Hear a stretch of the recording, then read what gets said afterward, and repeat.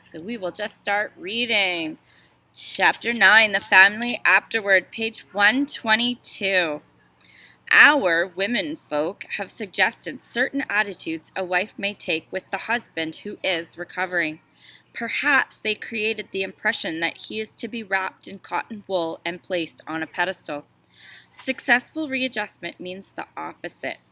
All members of the family should meet upon the common ground of tolerance, understanding, and love. This involves a process of deflation. The alcoholic, his wife, his children, his in-laws, each one is likely to have fixed ideas about the family's attitude toward him or himself. Each is interested in having his or her wishes respected. We find the more one member of the family demands that the other members concede to him, the more resentful they become. This makes for discord and unhappiness. And why? Is it not because each wants to play the lead? Is not each trying to arrange the family show to his liking? Is he not unconsciously trying to see what he can take from the family life rather than give? Cessation of drinking is but the first step away from a high-strained and normal condition. A doctor said to us, years of living with an alcoholic is almost sure to make any wife or child neurotic. The entire family is, to some extent, ill. Let families realize as they start their journey that all will not be fair weather. Each, in his turn, may be footsore and may straggle. There will be alluring shortcuts and bypaths down which they may wander and lose their way. Suppose we tell you of some of the obstacles a family will meet. Suppose we suggest how they may be avoided, even converted to good use for others. The family of an alcoholic longs for the return of happiness and security. They remember when father was romantic, thoughtful, and successful. Today's life is measured against that of other years, and when it falls short, the family may be unhappy. Family confidence in dad is rising high. The good old days will soon be back, they think. Sometimes they demand that dad bring them back instantly. God, they believe, almost owes this recompense on a long overdue account. But the head of the house has spent years in pulling down the structures of business, romance, friendships, and health. These things are now ruined or damaged. It will take time to clear away the wreck. Though old buildings will eventually be replaced by finer ones, the new structures will take years to complete. So we'll stop there and discuss. So, this is very, very interesting because there's so many dynamics nowadays with the family. So many different characters in the family who think recovery should go a certain way, some knowing nothing of recovery or our program, and they try to be the director of the show. That paragraph almost sounds exactly like the previous paragraph about the alcoholic and us being the director of the show. Well, our families tend to be sick as well, trying to persuade us to do one way or another. But then it also talks at the end in those last two paragraphs about the speed at which we return to our old selves. They think, well, you're sober now. You should be back to the person you were, that we want you to be instantly. But it takes time, as we know. We don't recover immediately. We don't return to our old ways. Old things don't build up so quickly. And we have to be careful not to build things up so quickly. If we build things too quickly, we can skimp on that mortar or sand, and our structures won't be sound. Comments, questions, concerns, experiences with families rushing.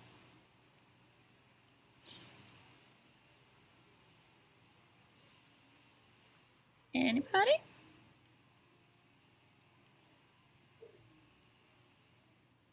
Quiet group today. Oh, there's Leslie and Leslie, so we'll go Leslie G first. Hi, ladies. Thank you for being here. I'm Leslie. I'm an alcoholic.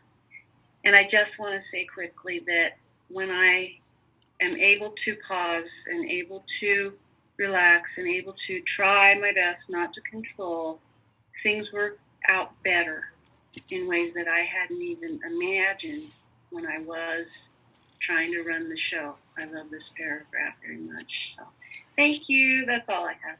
Thank you. We'll go across the line there to Mary Ann.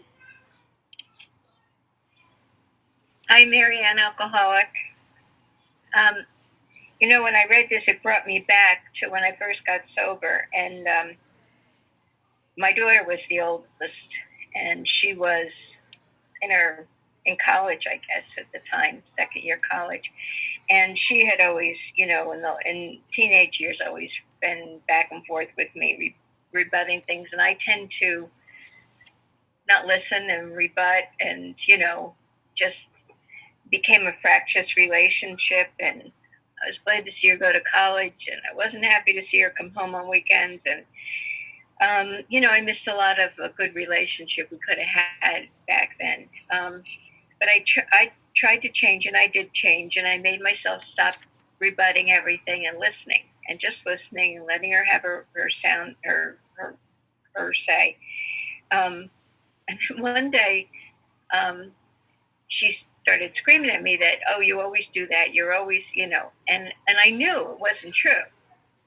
And it's funny because it's not just that sometimes they want us to improve instantly. It's they don't acknowledge when we do change.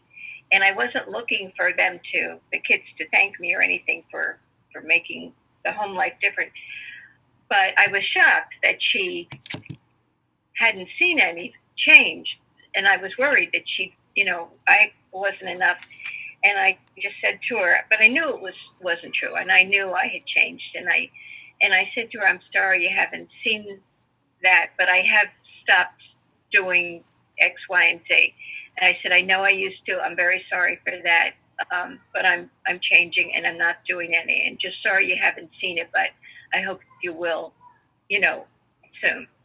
And she stopped screaming at me, and and that was it. She suddenly saw me differently, and I was really relieved that she did, but it surprised me at how much time it can take for the family dynamic to change. Thanks you so much. And it does take time. Margaret, good morning.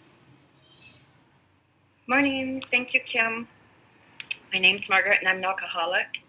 And yes, just listening to this, it's interesting because as I was struggling to sleep last night, a lot of my thoughts were around this stuff. I grew up in an alcoholic home, and that's a long time ago now, but the effects of alcoholism just, I believe they have an effect on me forever.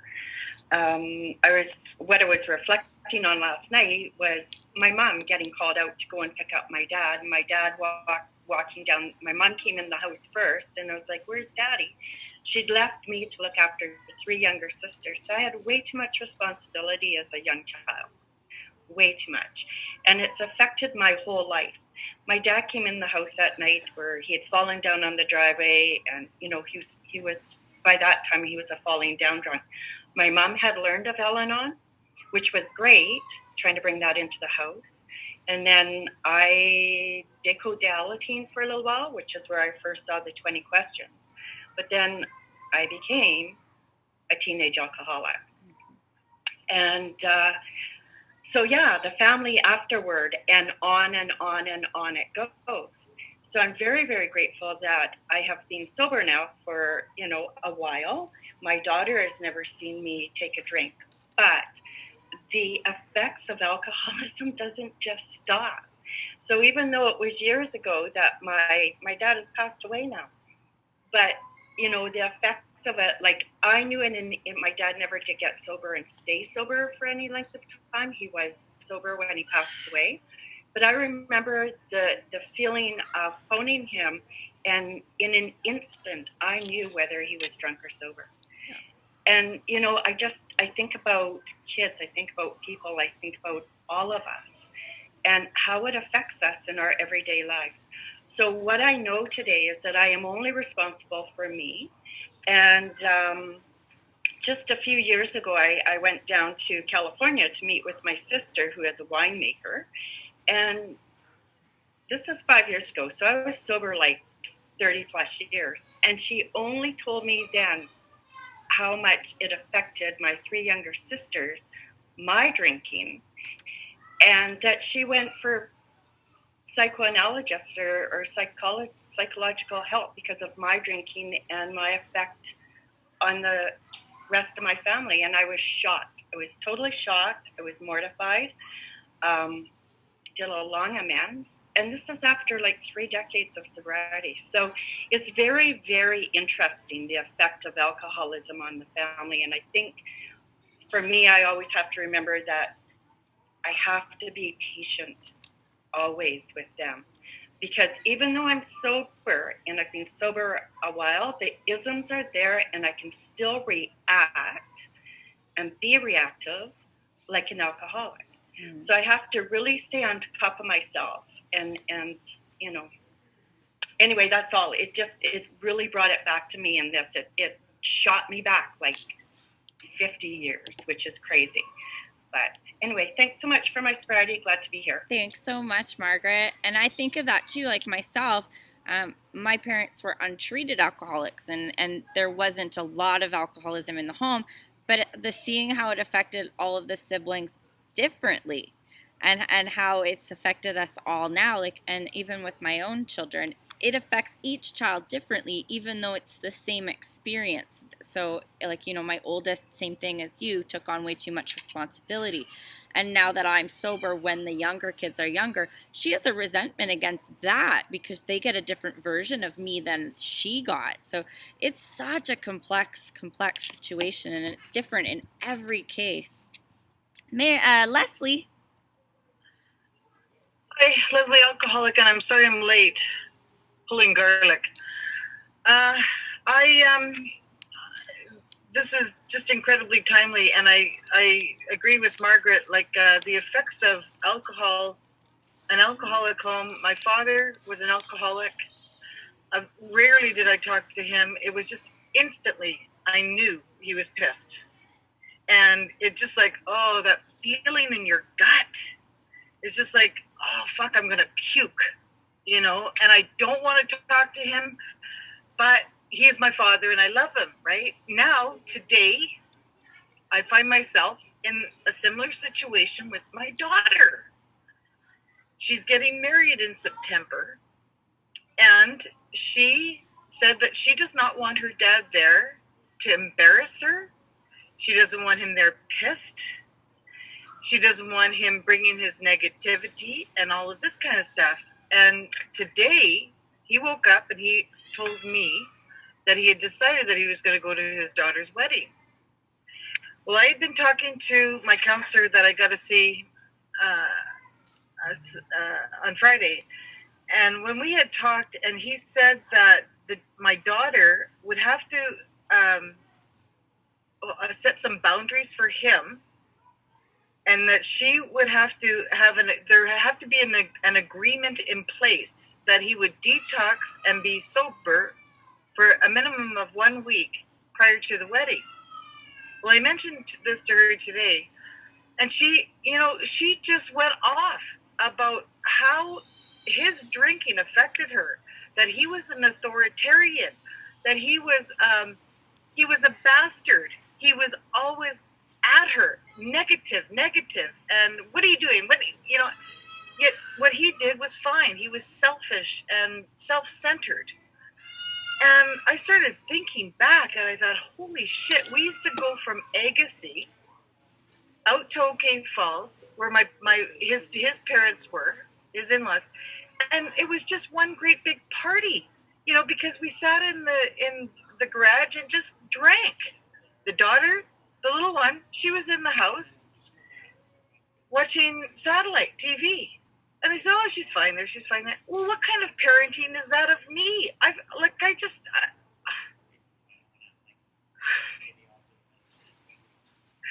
just think of myself as such a fucking loser. And I want a reason why the fuck I shouldn't drink right now. That's what I want. Because almost 2 years of staying sober, and I'm just, it's just fucking ridiculous. He walked out of here. All right, so we're midway down page 123. Father knows he is to blame. It may take him seasons of hard work to be restored financially, but he shouldn't be reproached. Perhaps he will never have much money again, but the wise family will admire him for what he is trying to be rather than for what he is trying to get. Now and then the family will be plagued by specters from the past, for the drinking career of almost every alcoholic has been marked by escapades. Funny, humiliating, shameful, or tragic. The first impulse will be to bury these skeletons in a dark closet and padlock the door. The family may be possessed by the idea that future happiness can be based only upon forgetfulness of the past. We think that such a view is self-centered and in direct conflict with the new way of living. Henry Ford once made a wise remark to the effect that experience is the thing of supreme value in life. It is true only if one is willing to turn the past to good account. We grow by our willingness to face and rectify errors and convert them into assets.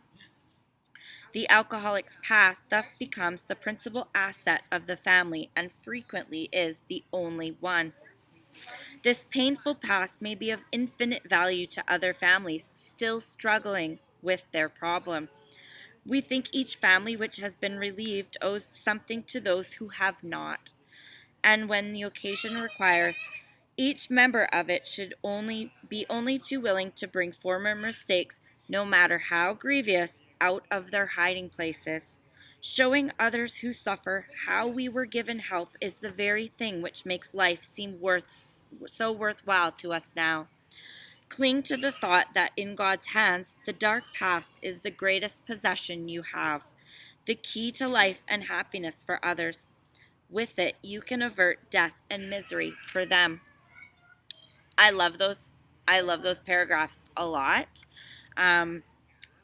It's very, very huge, especially in dealing with families that can be ashamed of your past, or yourself even still having guilt and shame that your family holds this. But first, it spoke about a little bit of financially, very brief paragraph on the financial bit. But we're trying our best. Things don't repair overnight. Sometimes the bills don't magically disappear, and we don't have the luxurious lifestyle we had to begin with right away. But the family knows that we're working as hard as we can. Then the next is all about the past and how our past is a tool to help others out of their darkness. I'm not ashamed of absolutely anything in my story, and I share it openly with people because I know it will help them to get their sobriety and to get past that shame themselves. Kelly B., your hand went up. Hi, everybody. I'm Kelly. I'm an alcoholic. This really spoke to me, and also to what Kim had to say. In God's hands, the dark past is our greatest possession you have. The key to life and happiness for others. And I found that absolutely true. When I came into the program, I had some other things that happened to me that very well could have caused some of my alcoholism. But I do know I was sitting in a meeting and a young girl walked in, and that look on her face, I knew exactly what happened to that girl. After the meeting, I went over to her and I just said, "Hey, do you want to go talk for a little bit after the meeting?" She said, "Sure." We must have sat on the beach for almost 5 hours that day, and she confided to me that she was ready to go home and do the ultimate of taking her own life. And I was able to share not just my alcoholism, but my past experiences, and allow her and let her know that it's okay. We can live through anything. We can truly live through anything, and we can help others by this. Absolutely. And AA is just the most incredible program. And it's just, I never ever thought that what happened to me would help someone out in their darkest days. I'll pass it back. Thank you so much. Thank you so much, Kelly. And it's so true. And that's how we gain confidence of other alcoholics as well. It talks about that previously in the book, about we can gain the confidence of another alcoholic like no one else can by sharing these experiences. Joanne, where are you? There you are. I'm Joanne, alcoholic. So in the readings that happen after one, further in the book, you can always correlate it back to within the 164. And so they're talking about the family and all the disturbance and that's gone on. And I just want to refer really quickly back to 83. There may be some wrongs we can never fully right. We don't worry about them if we can honestly say to ourselves that we will right them if we could. Some people cannot be seen. We send them an honest letter, and there may be a valid reason for postponement in some cases, but we don't delay if it can be avoided. We should be sensible, tactful, considerate, and humble without being civil or scraping. As God's people, we stand on our feet. We don't crawl before anyone. If we are painstaking about this phase of our development, we will be amazed before we are halfway through. And so it's, yes, we deal with our own alcoholism, and then we ask for the serenity prayer and the courage to change the things we cannot change, and that wisdom to know the difference. And that's when we start repairing, the family. But it doesn't say it's going to be easy. If we are painstaking about this phase of development, we will be amazed before we are halfway through. And that's where we take what we've experienced, we've learned, we've grown, when we enter it into the bigger picture of our family and the friends and the people in our lives. And that's what I wanted to share. Thanks. Thank you so much, Joanne. Anyone else want to share on that, or any experiences of having used their past to help others? Anyone's family uses it to help others? I mean, Summer shares my story all the time. All right, let's continue on. It is possible to dig up past misdeeds so they become a blight and veritable plague. For example, we know of situations in which the alcoholic or his wife have had love affairs. In the first flush of spiritual experience, they forgave each other and drew closer together. The miracle of reconciliation was at hand. Then, under one provocation or another, the aggrieved one would unearth the old affair and angrily cast its ashes about.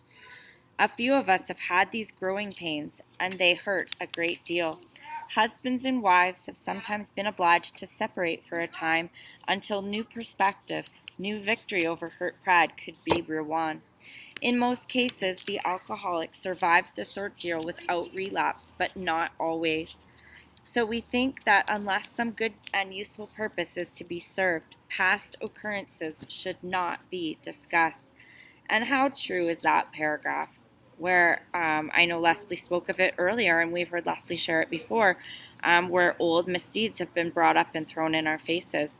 But healing is a process, and everyone does heal differently, and we have to remember that our family members are also sick. And if our family members have adopted the spiritual way of life and learned how to practice these principles, they're going to carry resentments, and that is their sickness showing its symptoms. And we can revert back to that in the previous chapters of the book, where it says we don't like their symptoms or how they affect us, and that's their symptoms, is them throwing it in our faces. Marianne, New Jersey. Oh, you're muted. Hang on, it didn't work. You got to hit it on your side. Okay. Getting back to what you had just said right before that, Kimberly, you were saying, had any of the family helped others, and that daughter I was talking about before, she's an attorney, and she talks to a lot of people, in the course of her work. And she has frequently shared my story with people she knows professionally who seem to have a problem in their families. And she'll give them, like she'll tell them to call me, and then she'll let me know to expect the call. So I think, not that I'm crazy about that, but I have no problem with it today, because I'm so glad she sees the benefit to the family of the change and the living through a program. And although she's never tried program of any kind herself, she has tried to learn a few things, and she certainly sees it worthwhile. So every once in a while, I get a call. Thanks. Thank you so much. Marianne S. in Toronto. See you guys later. Hi, friends. I am an alcoholic from Toronto. My name's Marianne. Grateful to be here. Grateful to be sober today. This is a really appropriate page for me today. I deal with spiritually sick, non-alcoholic people with no program. And I've been on the phone a lot, and it happens to be with my grand sponsor this week, because the training in this way of living, I could recognize that I'm trying to figure it all out in my head again, and I need the clarity of a recovered alcoholic. So I have to pick up that phone, and I have to be really conscious of that too. But she gave me a tip today, because I was talking, this is what happened and this is what happened, and I got dragged into this, I said. And she said, no. Change your wording. She says, Marianne, you will not allow this anymore. Nobody drags you in, and you're not going to allow this behavior anymore. And that'll change your whole thinking about they have control back to you. It's about you. So if you don't allow anybody to take you anywhere, it's 6 degrees to separation. And it was very helpful for me today. But they don't like the new me. And she warned me. She goes, they're not going to like you. So she got me back to January 6th. Nothing but my own sobriety is the most important thing in my life. Thank you. Thank you so much. And just another side note just to that paragraph as well, that times have changed a lot with infidelity in marriage. A lot of people leave nowadays. It is a different time frame from when the book was written. The book was written in the 1930s, and divorce was frowned upon.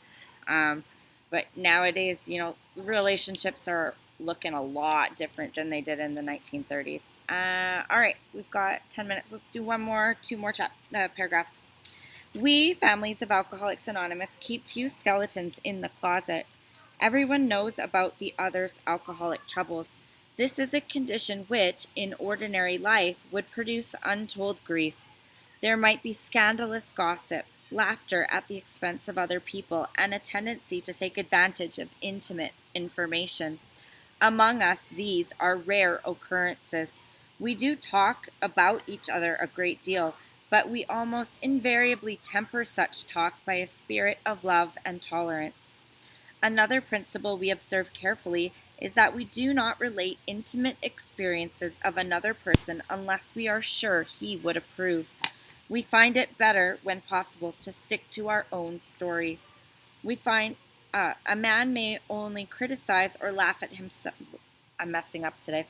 A man may criticize or laugh at himself, and it will affect others favorably, but criticism or ridicule coming from another often produces the contrary effect.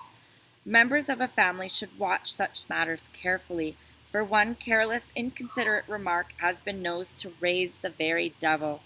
We alcoholics are sensitive people. It takes some time, some of us a long time, to outgrow that serious handicap. We are a loving and tolerant group, and we do need to remember to keep these intimate secrets of others. Myself, a lot of people know my story. I'm very open with my story, and a lot of people refer to my story, and I have no problem with that. But I do know that there are some people who are very private, and they take their anonymity very seriously. And for those people, I would never share any of their intimate details, and same with sponsees. When you're doing a 5 with someone, those are very intimate and guarded things that they're telling you, and we don't want to use their experience unless we have their permission to do it.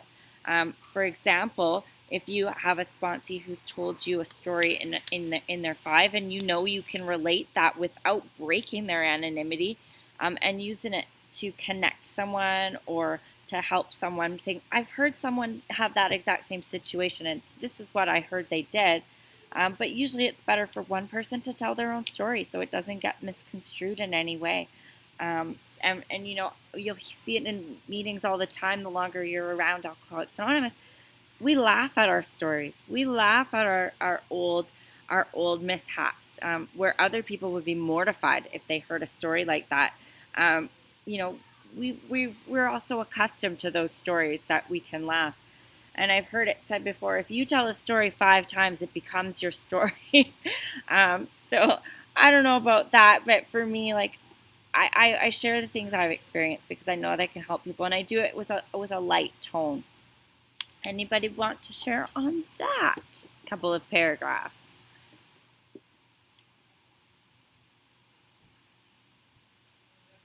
No? All right, ladies, well, let's open up, close with the Serenity Prayer, have a little bit of chit-chat, open chit-chat with our extra minutes today. So I will unmute us all. All right, who's in charge? God, grant me the serenity to accept the things I cannot change, the courage to change the things I can, and wisdom to know the difference. I will, not mine be done. I will.